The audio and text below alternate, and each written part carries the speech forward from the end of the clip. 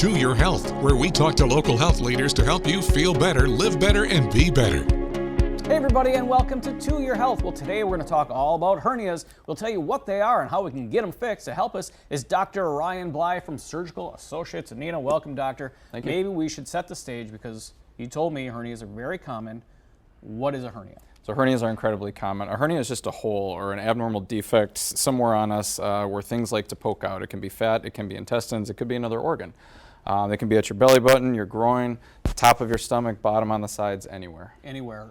How would I know that I have a hernia? The most reason people come to us with a hernia is pain, discomfort, or they notice a bulge or something sticking out and they say, oh, every time I look down it looks like a golf ball is sticking out. I push it back in, but it comes back out.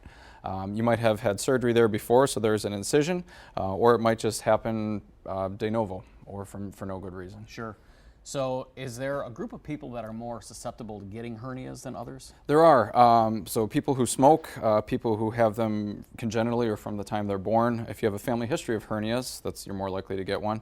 Or if you've had an incision anywhere, that tissue is weakened just a little bit, and so that's more likely to form a hernia as well. That would do that. All right. So, all right, we know that we have a hernia. What's next? How do you fix a hernia? So hernias can be fixed. Traditionally, they were fixed making an incision right over the top of where the hernia was, pushing everything back in, closing it up, and then reinforcing it maybe with a piece of mesh, which looks like a little plastic screen.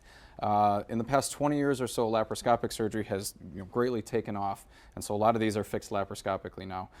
In the past 5-10 years or so, robotics have taken off again. Again, fixing those robotically is way better than laparoscopically, and the closure is better, the overlay is better, people recover faster, less issues with incisions, and we can do very complicated things that we used to have to do with big incisions now through 3 poke holes about that big. So which once probably seemed like a big deal, robotic kind of not that big of a deal anymore, just go in and get it fixed? Less so. The groin hernias, you used to get an incision about 6 inches long or say in the groin. You were hobbled up for a couple weeks, a lot of pain medication.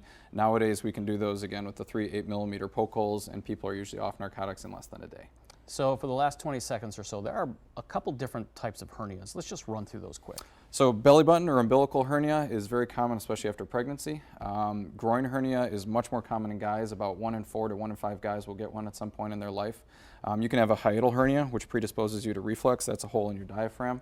But literally anywhere on your abdomen or either other places where there's a bulge, it can be a hernia. Well, doctor, thanks so much for walking us through this whole history of hernias. We appreciate that. We thank you for watching To Your Health.